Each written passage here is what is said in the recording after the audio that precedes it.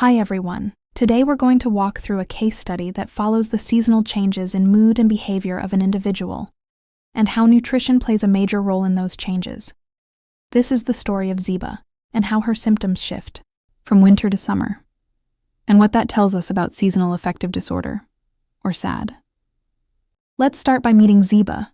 She's from Australia, and during certain times of the year, she begins to feel extremely exhausted, irritable, and finds herself craving carbohydrates more than usual. At first, these symptoms might seem like everyday fatigue or stress, but when they follow a seasonal pattern, it suggests something deeper may be going on.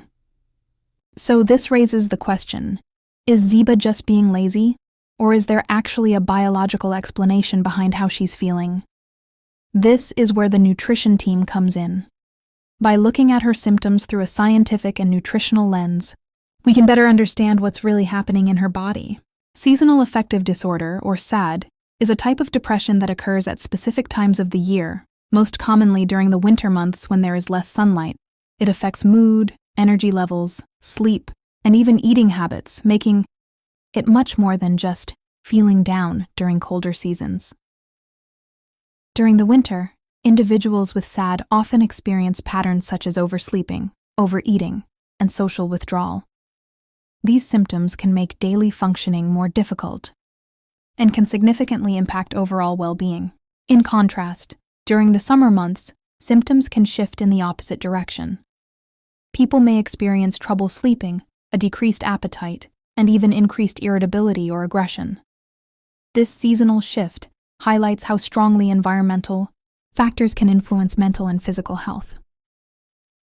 SAD is more common than many people realize. It affects about 5% of the population, particularly individuals between the ages of 18 and 30, and impacts an estimated 10 to 20 million Americans. This makes it an important condition to understand, especially in young adults. So what's actually happening inside the body?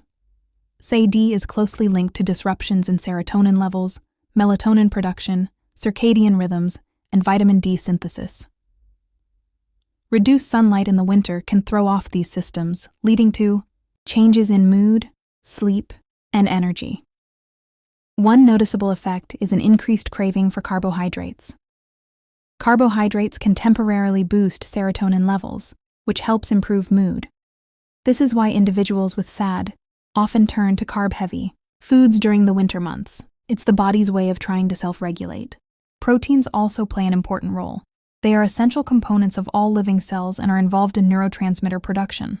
However, in individuals with SAD, there may be an overproduction of serotonin transporter proteins, which remove serotonin from brain synapses too quickly, contributing to low mood. Fats and lipids are especially important for both heart and brain health. Healthy fats support brain function, help regulate inflammation, and play a role in maintaining stable mood. This makes them a key part of managing symptoms associated with SAD. It's important to distinguish between healthy and unhealthy fats. Healthy fats, such as unsaturated fats found in foods like fish, nuts, and olive oil, support overall health.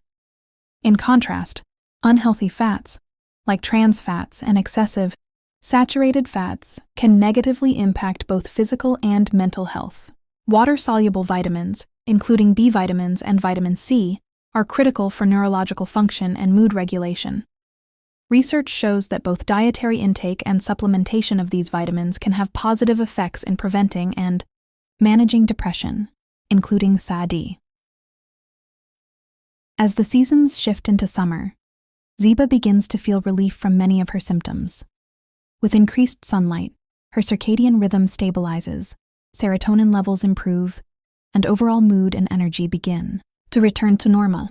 To help manage symptoms year-round, a balanced nutrition plan is essential. This includes incorporating carbohydrates for mood support, proteins for neurotransmitter function, healthy fats for brain health, and vitamins to support overall well-being.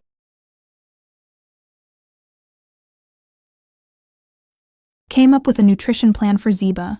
She could eat eggs with avocados and berries for breakfast, salmon with roasted sweet potatoes for lunch, and whole wheat pasta with chicken and vegetables for dinner. For snacks, she could eat a banana and milk, popcorn and an egg, or yogurt with nuts and granola. Even small dietary changes can make a significant difference. In conclusion, Zeba's experience shows how seasonal affective disorder is not just psychological, but deeply connected to biological and nutritional factors. By understanding the role of carbohydrates, proteins, fats, and vitamins, we can better support individuals dealing with SAD.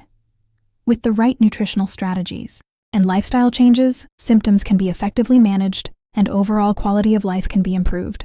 Thank you for listening.